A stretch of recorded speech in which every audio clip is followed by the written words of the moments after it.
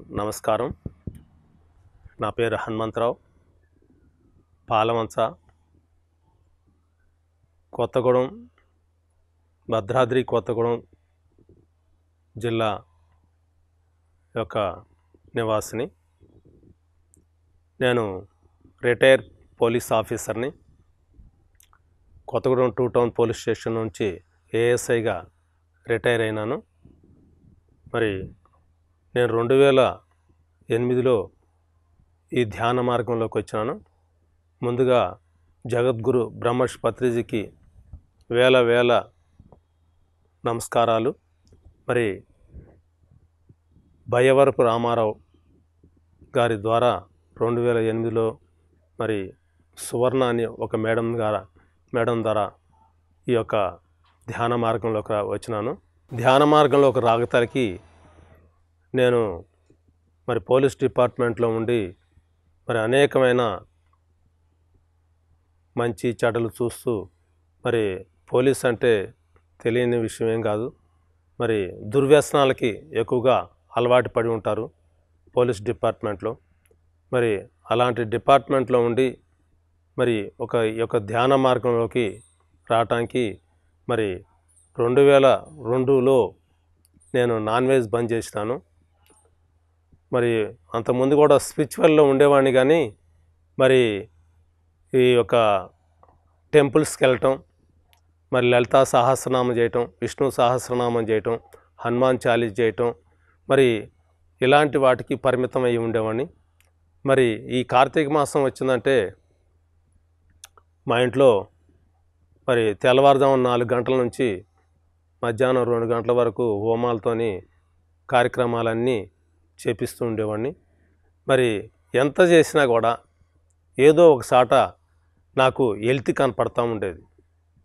మరి ఆడపిల్లలని తీసుకొచ్చి లలితా సహస్రనామం అయిన తర్వాత వాళ్ళందరికీ మరి జాకెట్ మొక్కలు, పసుపు కుంకాలు పంచిపెట్టేవాడిని. ఎంత చేసినా కూడా ఎక్కడో ఒక సాట హెల్త్గా ఉండేది. మరి ఈ ధ్యాన మార్గంలోకి వచ్చే ముందు మరి తెల్లవారుజామున అంటే 2008లో నేను వచ్చినాను. డిసెంబర్లో వచ్చే ముందుగా ఈ తిరుపావై ఉంటుంది వైష్ణవాలయాల్లో. మరి ఇది ప్రతిరోజు కూడా రామాలయానికి పోయి ఈ యొక్క తిరుపావై చదువుతూ ఉండేవాడిని. అలాంటి సమయంలో క్రీస్తు శేషులు బయ్యవరపు రామారావు గారి ద్వారా మరి నేను ఈ ధ్యాన మార్గంలోకి వచ్చినాను. ఆయన గారు సువర్ణ అనే ఒక మేడం దగ్గరికి తీసుకెళ్ళి ధ్యానం గురించి, ధ్యానం పిరమిడ్ గురించి నేర్పింది. ఒక 5 నిమిషాలు అక్కడ ధ్యానం చేయించింది వాళ్ళ ఇంట్లో. మరి ఇంకా ఆ రోజు నుంచి ఈ రోజు వరకు కూడా మరి ధ్యాన మార్గంలో వచ్చిన తర్వాత రోజుకి 4 గంటలకు తక్కువ లేకుండా నేను నిత్యం ధ్యానం చేస్తున్నాను. మరి ధ్యాన ప్రచారం చేస్తున్నాను. మరి నేను పొందిన ఆనందాన్ని, నేను ఏదైతే పొందిన ఆనందం ఉందో ఆ ఆనందాన్ని అందరికీ అందించాలనేది నా యొక్క తపన. చిన్నప్పటి నుంచి కూడా ఎదుటి వాళ్ళకి సహాయం చేయటానికే ఎక్కువగా నేను ప్రాధాన్యత ఇస్తుంటా. మరి వాళ్ళ యొక్క మంచి చెడ్డలు ఎవరైనా బాధపడుతుంటే నేను చూడలేను, తట్టుకోలేను. మరి నా సహాయం, నేను ఎంత సహాయం చేయదలుచుకుంటే అంత సహాయం చేసేవాడిని. మరి అలాగనే పోలీస్ డిపార్ట్మెంట్లో తిరిగేటప్పుడు కూడా నైట్ పెట్రోలింగ్స్ ఉంటాయి. ఆ పెట్రోలింగ్ అప్పుడు తిరిగేటప్పుడు లేడీస్ హాస్పిటల్కి పోయటానికి కానీ, మరి ఈ బస్ స్టాండ్లకి నుంచి ఇంటికి పోయటానికి కానీ పోయే టైంలో కూడా నా యొక్క పెట్రోలింగ్ తిరిగే కారులో, ఆ యొక్క జీబులో తీసుకొని వాళ్ళు బస్ స్టాండ్కి అయితే బస్ స్టాండ్కి, ఈ హాస్పిటల్స్కి అయితే హాస్పిటల్స్ కూడా లేడీస్ని తిప్పేవాడిని. అలాంటి మార్గం నేను ఈ యొక్క ధ్యానంలో రాగతాలకి ఉండేది. ఒక మంచి చేయాలా, ఏదో సాధించాలా అనేది ఉండేది. నా చిన్నతనం నుంచే ఒక 7 సంవత్సరాల వయసులో నుంచే విరాట్పతులూరు వీరబ్రహ్మేంద్ర స్వామి అంటే నాకు బాగా, మా ఊళ్ళో హరికథలు చెప్తుంటే ఆ హరికథల దగ్గర నేను చిన్న వయసులో ఉండగానే నేను అట్లా వీరబ్రహ్మం గారు కథ నేను దాంట్లో లీనమైపోయినాను. అప్పటి నుంచి వీరబ్రహ్మేంద్ర స్వామి అంటే బాగా నాకు ఇష్టము. మరి ద్వాదశాక్షర మంత్రం కూడా నేను చదువుతూ ఉంటాను రోజు ప్రతినిత్యం కూడా. మరి అలాంటి నాలో ఎన్నో ఉన్నాయి. ప్రతి గుట్ట చూసినా కూడా ఈ గుట్టలో భగవంతుడు ఉంటాడు, ఈ పైన ఉంటాడా భగవంతుడు అని అనుకునేవాడిని. నేను ఆ మార్గంలో ఉంటూ ప్రతిదీ కూడా ఎక్కడున్నాడు భగవంతుడు అనేది తపనగా ఉండేది. ఆ తపనతోనే తిరుగుతూ మరి ప్రతిరోజు నిత్యం ఆలోచన చేస్తూ మరి విష్ణు సహస్రనామం, లలితా సహస్రనామం ఎక్కువగా చేసుకుంటూ ఉండేవాడిని. మరి ఈ ధ్యాన మార్గం 2008 డిసెంబర్లో వచ్చిన తర్వాత మరి మా ఫిబ్రవరిలో సార్ని కలవటం జరిగింది. సార్ని కలిస్తే సార్ ఇంటికి పోయినాను. అప్పుడు నేను ఇంటెలిజెన్స్ డిపార్ట్మెంట్లో పనిచేస్తున్నాను. సారు ఇంటెలిజెన్స్ డిపార్ట్మెంట్లో పనిచేసేటప్పుడు నువ్వు ఎందుకు వచ్చినావు ఈ మార్గంలోకి ఏంటని నన్ను సారు వివరాలు అడిగారు. పత్రి సార్ అడిగితే నాకు ఏ జబ్బులు రాలేదు సార్, నేను ఎక్కువగా ఈ స్పిరిచువల్లో లలిత విష్ణు అవన్నీ చేసుకుంటూ ఉండేవాడిని. ఎక్కువగా టెంపుల్స్కి వెళ్ళిపోతూ ఉండేవాడిని. మరి ఈ ధ్యాన మార్గంలోకి మాకు ఈ రామారావు గారు ద్వారా నేను వచ్చినాను సార్.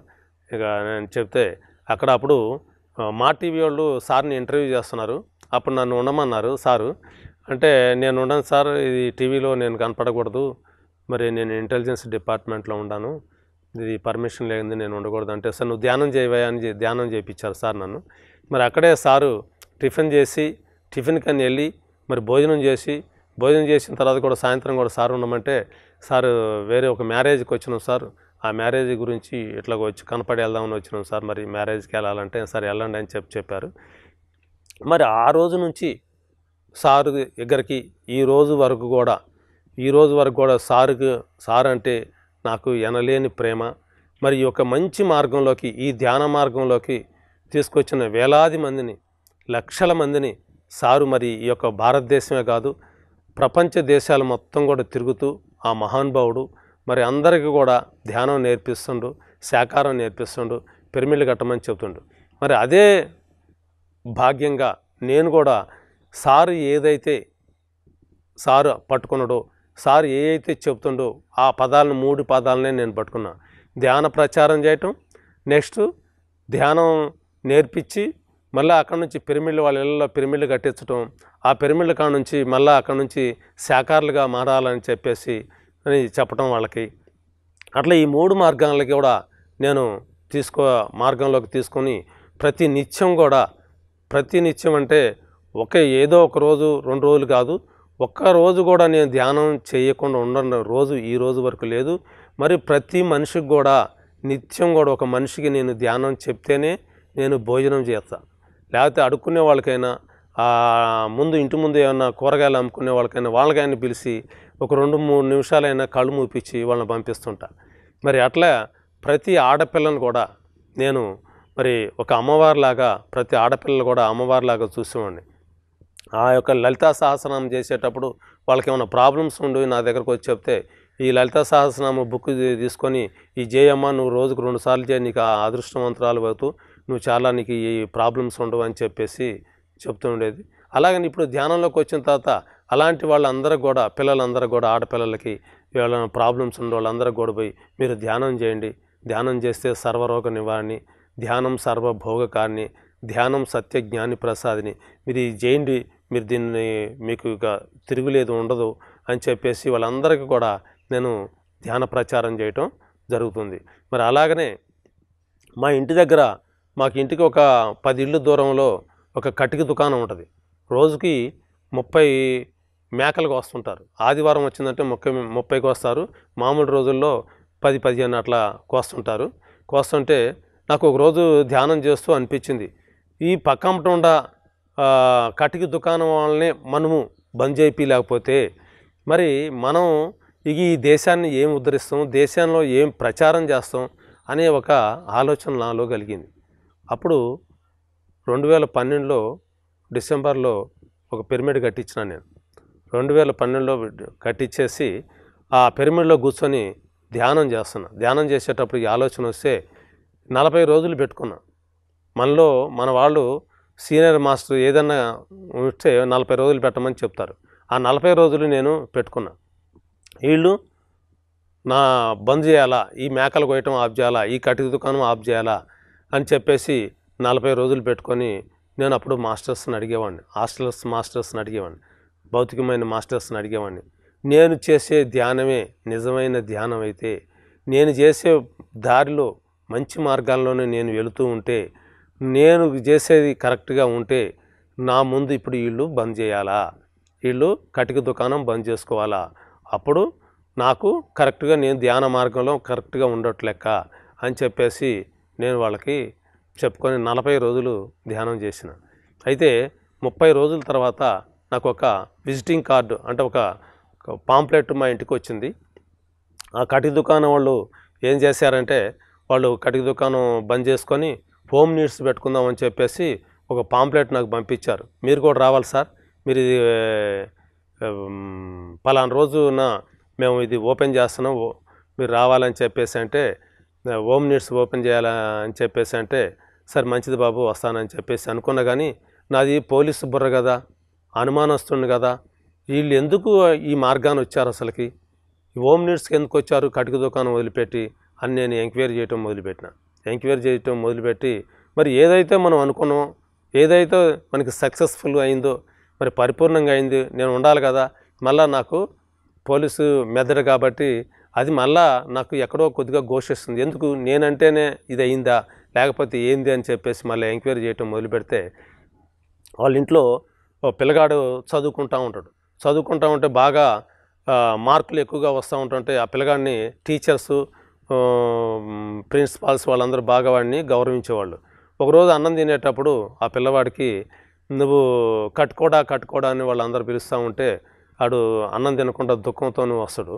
వచ్చి ఇంటికి వచ్చి వాళ్ళ అమ్మకి ఏంద్ర అన్నం తినలేదంటే, ఇట్లా మా ఇంట్లో మా స్కూల్లో నన్ను కట్టుకోడా అని పిలుస్తున్నారమ్మా, నాకు దుఃఖం వచ్చింది, నేను ఎంత చదివినా ఎన్ని మార్కులు వచ్చినా కూడా నేను కట్టుకోనే కదా, మరి ఎందుకు మనకి ఈ కటుకు దుకాణం అని చెప్పేసి అంటే, వాళ్ళందరూ అన్నం వండుకోకుండా ఆ భర్తలు వచ్చిన తర్వాత చెప్పి దాన్ని ఒకరికొకరు తెలుసుకొని ఇది మనం చేసేది తప్పు అని చెప్పేసి బంద్ చేశారు. మరి బంద్ చేసి వాళ్ళంతా ఇప్పుడు హోమ్ నీడ్స్ పెట్టుకొని బాగా ఉండారు. నేను ఒక పిరమిడ్ తీసుకుపోయి ఆ దుకాణంలో నేను ఈ పిరమిడ్ ఒకటి పెట్టి మీరు కూడా ధ్యానం చేయండి అమ్మా అని చెప్పేసి రావటం జరిగింది. మరి అలాంటి ఎన్నో నా యొక్క జీవితంలో అనుభవాలు. మరి ఒక రోజున నేను ధ్యానం చేస్తూ ఉంటే మా పిల్లలు, నా భార్య, 2 ఆడపిల్లలు, వీళ్ళిద్దరు కూడా నాకు మంచి సపోర్టింగ్ ఉంటుంది. మరి మా అమ్మాయి డిగ్రీ చేసేటప్పుడే, మా చిన్నపాప డిగ్రీ చేసేటప్పుడే ఈ మాంసం బంద్ చేసింది. నేను లలితా విష్ణు చేస్తూ ఉంటే, ఎందుకు డాడీ నువ్వు అలా మొత్తుకుంటూ ఉంటావు ఆ పటాల దగ్గర కూర్చొని, దానివల్ల నీకు ఏం వస్తుంది ఏంటి, ఒక టేప్ రికార్డు నువ్వు ఒకటే కదా, దానివల్ల నీకు ఏమైనా వస్తుందా అంటే, నేను మన బిడ్డ కదా, దాని ముఖం దానికేం తెలుసా అని చెప్పేసి నేను దాన్ని కొట్టిపారేసేవాడిని. మరి ఆ పిల్ల కూడా నేను ధ్యానంలో రావడానికి ఒక మెయిన్ కారకురాలు. మరి ఒక రోజున మా సొంత ఊరు మధిర మండలం దెందుకూరు గ్రామం, ఆ గ్రామానికి వెళ్ళి వీళ్ళు ఆడపిల్లలు తద్దెలు తీసుకోవటానికి పోతే, ఒక రోజున అక్కడ పిల్లవాడు ఒక మా ఆటో తగిలి మా మనవడికి యాక్సిడెంట్ అయింది. యాక్సిడెంట్ అయితే నేను ధ్యానం చేస్తున్నాను, ఆ ధ్యానంలో నాకు క్లియర్గా అంతా కనిపిస్తే నేను ధ్యానంలో నుంచి ఉలిక్కిపడి లేచి, ఇట్లా ఎందుకు జరిగిద్ది, వీళ్ళు ఊరికి కదా మన ఇంటికాడ కదా ఉంది, వీళ్ళు ఆటో ఎందుకు ఇప్పుడు ఉంటుంది అని చెప్పేసి అనుకొని నేను దాన్ని కొట్టిపారేసిన. నేను ఇంటికి అక్కడ పిరమిడ్లో నుంచి ఇంటికి వేరే దగ్గర నుంచి పిరమిడ్లో నుంచి ఇంటికి వచ్చేసరికే నాకు ఫోన్ చేశారు, బాబుకి యాక్సిడెంట్ అయింది, నువ్వు అర్జెంటుగా వచ్చేసేయి, తాత అంటుంటావు అని చెప్పేసి. మరి నాకు ఇక్కడ జరిగింది పిరమిడ్లో ఎప్పుడైతే ధ్యానం చేస్తున్నానో అది ఇది కూడా 2 తెలిసిపోయింది, నాకు ముందు అన్నీ తెలుస్తున్నాయి అని చెప్పి. అలాగనే మా ఇంట్లో మా అత్తయ్య గారు కూడా చనిపోయే ముందు నాకు తెలిసిపోయింది, నేను ఎట్లా వెళ్తున్నాను, బాడీ వికెట్ చేస్తున్నాను. అయితే మరి మా భార్యకి చెప్తే వాళ్ళు బిడ్డలు కదా, వాళ్ళు తట్టుకోలేరు కదా, మరి దానివల్ల నేను వాళ్ళకి ఏమి చెప్పకపోయామని. ఇప్పుడు కూడా అనేక రకాలైనవి అన్నీ నాకు తెలుస్తూ ఉంటాయి, కానీ నేను ఎవరికి ఏమీ చెప్పను, చూసి వాళ్ళతో ఓకే అని చెప్పేస్తుంటా, లేదా మీరు ధ్యానం చేసుకోండి అని చెప్పేసి వెళ్ళిపోతూ ఉంటా. మరి అనేక అనుభవాలు, ఎన్నో అనుభవాలు ఇలాంటివి వస్తూ ఉంటుంటాయి. వాళ్ళు ఏదైతే అనుకుంటారో, ఏదైతే ప్రాబ్లమ్స్లో ఉంటారో ఆ ప్రాబ్లమ్స్ నేను వాళ్ళకి చెప్తూ ఉంటుంటా. మీకు ఎట్ట తెలుసు అంకుల్ మా ప్రాబ్లమ్స్, మీరు ఉన్నట్టే చెప్తున్నారు, ఏంటి మీ దగ్గర ఏమన్నా కనికట్టు ఉందా ఏందని చాలామంది ఆడపిల్లలు నన్ను అడుగుతూ ఉండేవారు. నాకేం తెలియదు. నేను మామూలుగా మాట్లాడుకుంటూ వాళ్ళని వెళ్ళిపోతూ ఉంటుంటా, ఆ మాటల్లో పెట్టి వాళ్ళని ధ్యానంలో కూర్చోబెట్టి అట్లా చేస్తూ ప్రతి నిత్యం కూడా ధ్యాన ప్రచారం చేస్తూ మరి పాలవంచ పాలవంచ మున్సిపాలిటీలో 24 పిరమిడ్లు కట్టినాం. మరి అది కాకుండా చుట్టుపక్కల లక్ష్మీపురం, మరి బంజరా, సుజాత నగరు, సుజాత నగర్ దగ్గర ఒక బంజర్ ఉంది, సీతంపేట బంజర్ అని, అక్కడ మరి వాళ్ళు ఎస్టీస్ వాళ్ళని కూడా మాంసం బంద్ చేసి వాళ్ళ ఊళ్ళో కూడా 4 పిరమిడ్లు కట్టడం జరిగింది.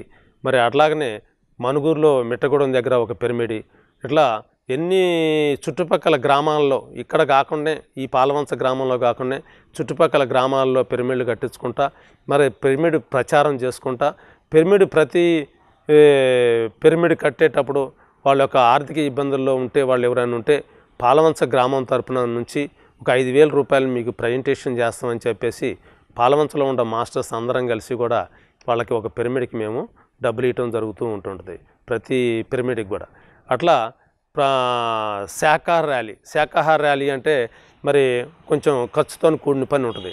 శాకాహార ర్యాలీ చేసేటప్పుడు మైక్ కావాల్సి వస్తుంది, ఒక వెహికల్ కావాల్సి వస్తుంది, మరి దానికి పాంప్లెట్లు కావాల్సి వస్తుంది, బ్యానర్స్ కావాల్సి వస్తాయి, మరి అనేకమైన క్యాప్స్ కావాల్సి వస్తుంది. ఇవన్నీ ఒక కొద్దిగా ఖర్చుతో కూడుకున్న పని. మరి అలాంటిది కూడా నా సొంతగా ఖర్చులతోని నా సొంత కొన్ని మాస్టర్స్ అన్నీ కూడా కొంతమంది సహకరిస్తారు. పాలవంచలో ఉన్న మాస్టర్స్ అందరూ కూడా మరి ఆడపిల్లలు కొంతమంది ఉన్నారు. మరి కుస్మా గారు అని చెప్పేసి ఒక మాస్టర్, సీనియర్ మాస్టర్, అలాగనే పద్మ, మరి అరుణ, పార్వతి, మరి ఝాన్సీ, మరి కల్పన, వీళ్ళందరూ కూడా ఈ లేడీస్ ఉన్న మాస్టర్స్ అందరూ కూడా అంకుల్ నీకు ఎందుకు నువ్వు ఏదైనా చేయి, మేము మీ వెనకమాల మేము ఉన్నాం బ్యాక్ బోన్ లాగా, నువ్వు ఏ పనైనా దూసుకొని వెళ్ళిపోవాలి, వెనక తిరగొద్దు అని చెప్పేసి ప్రతి ఆడపిల్ల కూడా మనకి సపోర్టింగ్ ఉంటుంది. ఊళ్ళో అలాగనే శ్రీనివాస్ గారు అనే ఒక పిరమిడ్ మాస్టర్ ఉన్నాడు, ఆయన పిరమిడ్ ఇంజనీరు. ఆయన ద్వారా కూడా కొన్ని 100 పిరమిడ్లు కట్టియటం జరిగింది. మరి అవి కాకుండా 2x2 పిరమిడ్లు, మరి రాగి పిరమిడ్లు కొన్ని నిర్మాణం చేయించడం జరిగింది. వాళ్ళకి బీరువాల్ కంపెనీ ఉంటే ఆ బీరువాల్ కంపెనీలో నుంచి అవి కట్టియటం చేపించి చాలామందికి ఇళ్లలోకి ఆ పిరమిడ్లు అందజేసినాం. ఎక్కడ అనారోగ్యంగా ఉన్నారని చెప్పేసి వాళ్ళ దగ్గర పోయి ఒక పిరమిడ్ కట్టడం, ఆ పిరమిడ్లో వాళ్ళని ఉంచటం, తర్వాత అవసరమైతే మా ఇంటికే తీసుకొచ్చేసి మరి మా పిరమిడ్లో కూర్చోబెట్టి ఎంతోమంది పక్షవాతం ఉండేవాళ్ళు, గుండె జబ్బులు ఉండేవాళ్ళు, క్యాన్సర్స్ ఉండేవాళ్ళు, వాళ్ళందరిని కూడా తీసుకొచ్చి పిరమిడ్లో కూర్చోబెట్టి వాళ్ళతో పాటు ధ్యానం చేయించేవాడిని, ధ్యాన ప్రచారం చేయించేవాడిని. ఏమన్నా సమస్యలు ఉన్నా కూడా వాళ్ళకి ఆ సమస్యలు ధ్యానం చేస్తే మీకు ఈ సకల సమస్యలు కూడా పోతాయని చెప్పేవాడిని. ఈ పోలీస్ డిపార్ట్మెంట్లో ఉంటాయి కదా, ఎప్పుడప్పుడు ఏమైనా వచ్చి రికమెండేషన్ కోసం కొంతమంది వస్తుండేవాళ్ళు. అయితే నా దగ్గర ఆత్మజ్ఞానం ఒకటే ఉంటుంది, మీకు ఇంకా అక్కడ ఆ పిల్లగాడిని నిలిపేయండి, ఈ పిల్లగాడిని నిలిపేయండి అంటే అవి నా దగ్గర ఉండవు, అవి నేను చెయ్యను అని చెప్పి పంపిస్తుండేవాడిని. అదే అలవాటు మీద కొంతమంది ఇంతకుముందు వచ్చేవాళ్ళు, ఇప్పుడు మాత్రం రావట్లేదు. ఇంతకుముందు పెద్దమ్మ గుడి అని పాలవంచకి దగ్గరలో ఒక టెంపుల్, పెద్ద టెంపుల్ ఉండేది. అది ఒక ఫేమస్, ఒక 4-5 జిల్లాలకు ఫేమస్ టెంపుల్. ఆ టెంపుల్లో మరి ధ్యానం రోజు ఫస్ట్లో నేను 90లో ఒక గంట కట్టించిన. అక్కడ సాంప్రదాయంగా ఏంటంటే మా కుటుంబంలో మా తాతల కాడ నుంచి కూడా ఏదైనా ఒక టెంపుల్ ఉంటే ఆ టెంపుల్లో ఒక గంట కడతా ఉండేవాళ్ళు. అయితే నేనేం చేసినంటే నేను కూడా ఒక గంట ఇచ్చినాను. అక్కడ ఇస్తే అక్కడికి పోయి ప్రతి ఆదివారం నేను పోతుండేవాడిని. ప్రతి ఆదివారం పోతే అక్కడికి కొబ్బరికాయలు కొట్టేవాళ్ళు నాకు పోటీ పడేవాళ్ళు, నా దగ్గర తీసుకున్నారు. నేను ఎవరి దగ్గర అయితే కొబ్బరికాయ తీసుకుంటున్నానో వాళ్ళకి ఆ రోజున ఎక్కువగా డబ్బులు వస్తూ ఉంటాయని వాళ్ళకి సెంటిమెంట్. ఆ విషయం నాకు తెలియదు. ఒక రోజున వాళ్ళిద్దరు భార్యాభర్తలు ఇద్దరు పోటీ పెట్టుకున్నారు, ఎవరికి అమ్మకుండా అంకులు వచ్చిన తర్వాత ఇవ్వాలని చెప్పేసి. వచ్చిన తర్వాత ఇచ్చిన వాళ్ళు పెట్టుకున్న తర్వాత బెట్టు కాసుకున్నారు, అంకులు ఇవాళ ఇచ్చిండు మనకి, చాలా అమ్ముతాం మనం చూడు అని చెప్పేసి వాళ్ళ టార్గెట్ ఉంటాయి, ఆ టార్గెట్లు అట్లా సెంటిమెంట్గా పెట్టుకున్నాను.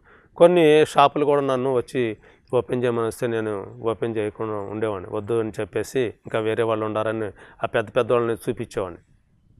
మరి అలాంటి ఎన్నో సొసైటీలో కూడా మరి ఒక పిరమిడ్లో పనిచేస్తూ ధ్యానం చేస్తూ మళ్ళీ బయట కూడా కార్యక్రమాలు ఏ కార్యక్రమాలు ఉన్నా కూడా సొసైటీలో కూడా తిరుగుకుంటూ ప్రజల్లో మనం కూడా మమేకంగా తిరుగుతూ ఆ టెంపుల్స్ దగ్గర కూడా భజనలు ఎన్ని చేసేవాళ్ళు ఉంటే ఆ భజనలు అయిపోయిన తర్వాత ధ్యానం చేయమని చెప్పేవాడిని.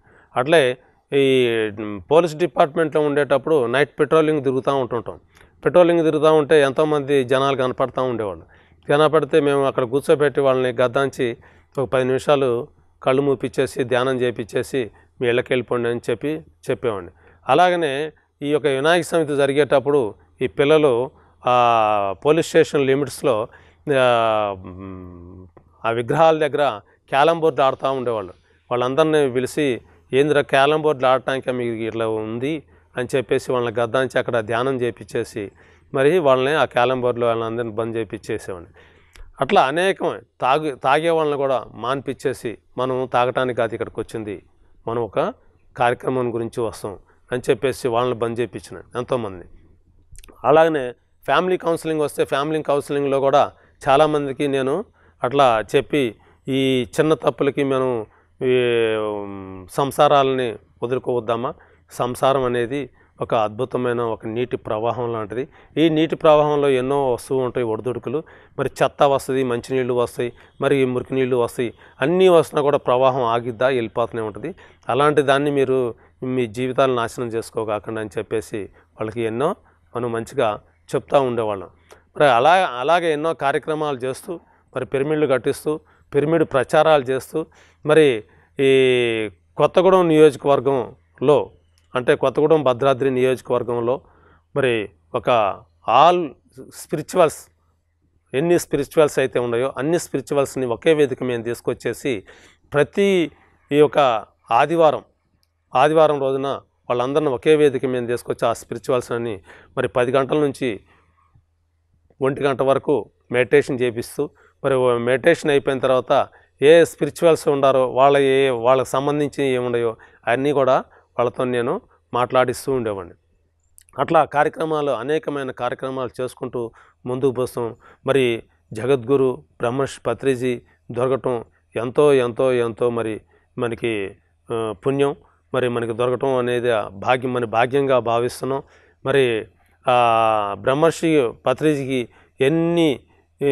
ఎంత సేవ చేసినా ఎన్ని చేసినా కూడా మరి మనకి తక్కువే. మరి ఆయన ఒక అడుగుజాడల్లో ఆయన ఏవైతే చేస్తుండో, మాటలు ఏవైతే మాట్లాడుతుండో, ఏవైతే పనులు చేస్తుండో ఆ పనుల్లో మరి లాస్ట్ వరకు ఈ భూమి మీద ప్రతి ఒక్క మానవుడు ఒక బుద్ధుడు కావాలని నాకు అవకాశం ఇచ్చినందుకు ధన్యవాదాలు తెలుపుతూ ముగించుకుంటున్నాను. హలో ఫ్రెండ్స్, పిఎంసి ఆన్లైన్ని సబ్స్క్రైబ్ చేసుకోండి. సరికొత్త అప్డేట్స్ కోసం బెల్ బటన్ని నొక్కండి.